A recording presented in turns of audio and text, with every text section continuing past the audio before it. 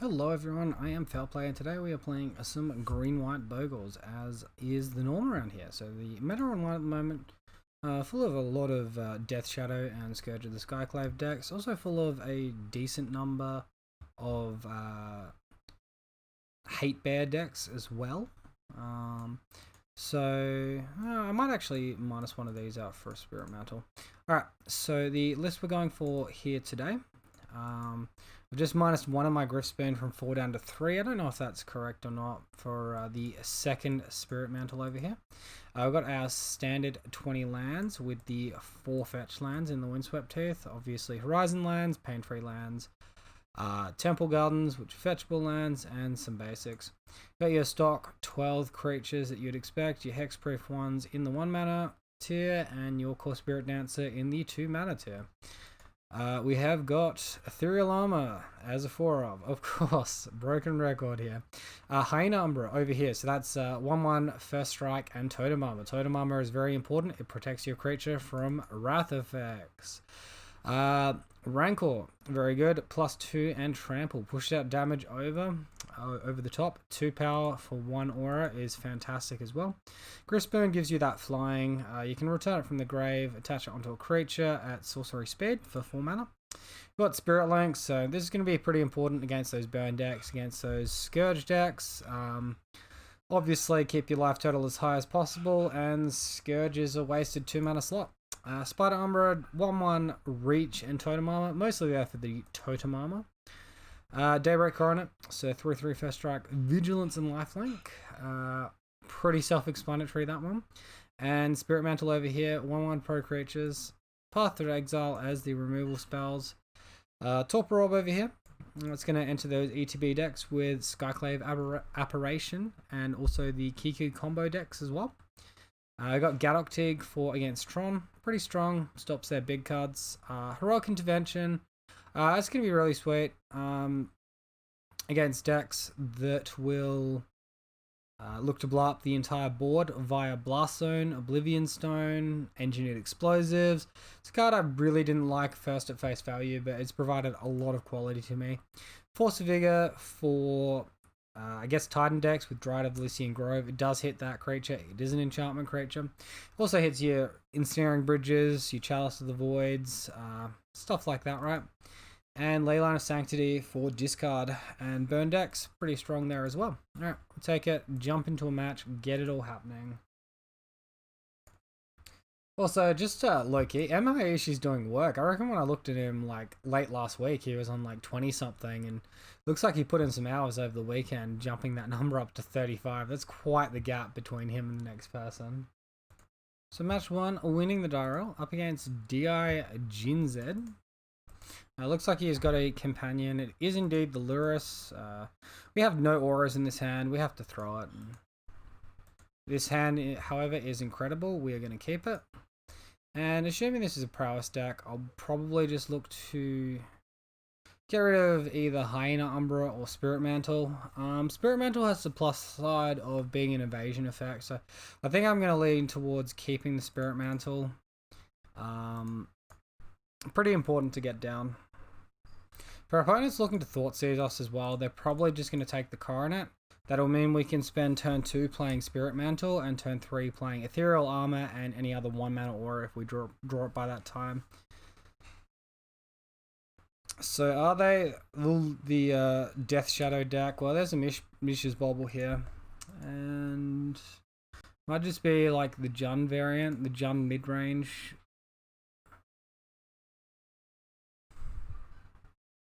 Well, no effect for our opponent.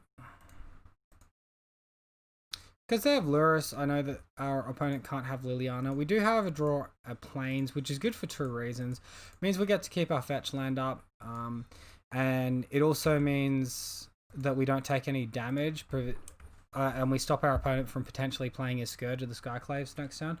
They could Lightning Bolt us here and do it anyway, in which case we're just going to run out Daybreak Coronet and kill it next turn, so should be fine by me. So Blood Crypt intapped, no Lightning Bolt or anything. We're still on 20. Now's the business turn for our opponent.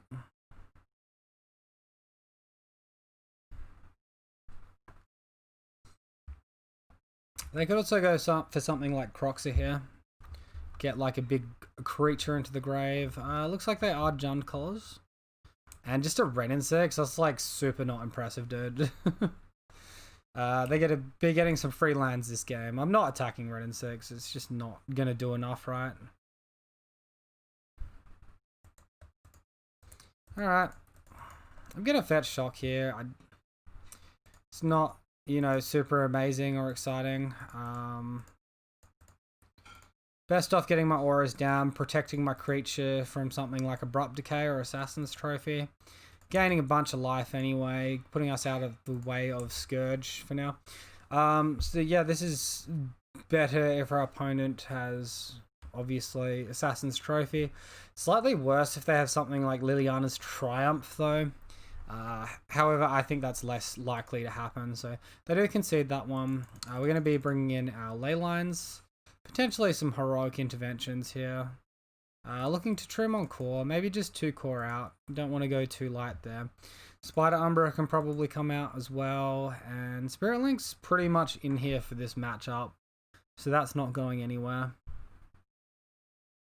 Thing is, if we bring in some heroic interventions, we can protect our board. So it's not bad to bring in as a 1 or 2 of.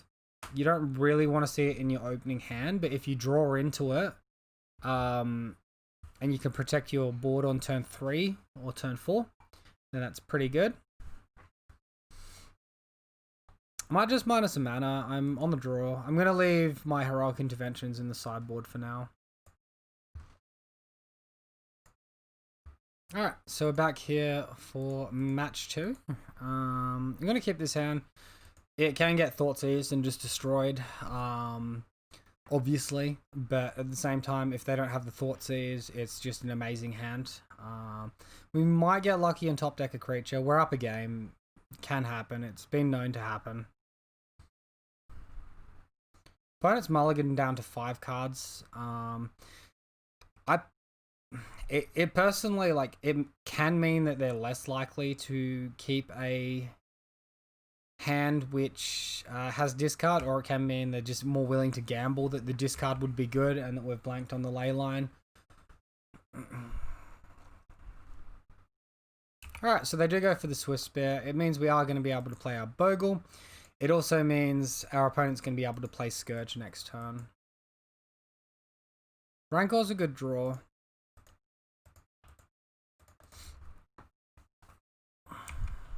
Alright, so just going to pass here.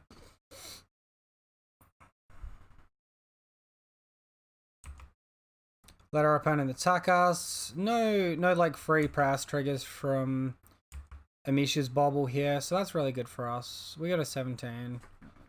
No land or anything for our opponent. That's like really good for us. I guess they did mull down pretty low. I think it was to 5. Just gonna turn the heat up a lot here. Attack for 5 in the air. It will turn their Death Shadow on, but then we're resolving Coronet next turn anyway. No Lightning Bolt themselves or anything, so that's good. We do also have, like, established flying here. Oh, well. It's a pretty good Thoughtseize. Gonna take away our Coronet, I'm sure. Path is still pretty good. It's just, like, you know, not as good as it would have been. Opponent's still at 1 mana. I'd have to say he drew the Thoughtseize that turn, or otherwise he would have played it on turn 2 instead of turn 3. Alright, so we'll just attack. We'll play a Scout out second main, and we'll hold up Path to Exile.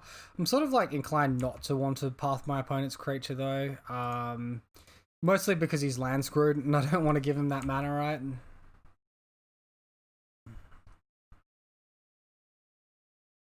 Misha's Bobble. Like, of course, if he goes for a Thoughtseize or something again this turn, we're going to crack this path in response. So you'd have to assume he's drawn this Misha's Bobble this turn as well. He's looking at the top card of our library there. Otherwise, again, Misha's Bobble would have been played earlier.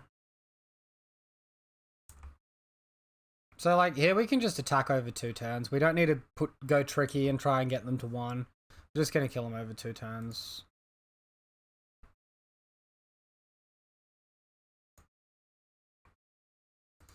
Shrug. We can just kill them now if they don't have lightning bolt. We'll just leave path in hand. This is fine. Could also attack white and put them to 1. I mean, now we also get past Kozilek's return, but they don't have enough mana to cast that anyway, so they just concede and we win. Alright, a bit unfortunate we won that to like land screw, but I'll take it. Win's a win, right? Thanks everyone for watching. Hope you enjoyed the nice short sharp Monday video here. Let me know down below what you think. If you haven't already, look me up on Twitter. Link in the description. Subscribe to my YouTube. Follow me here for daily content. All of that stuff. Thanks all for watching. I'll see you next time.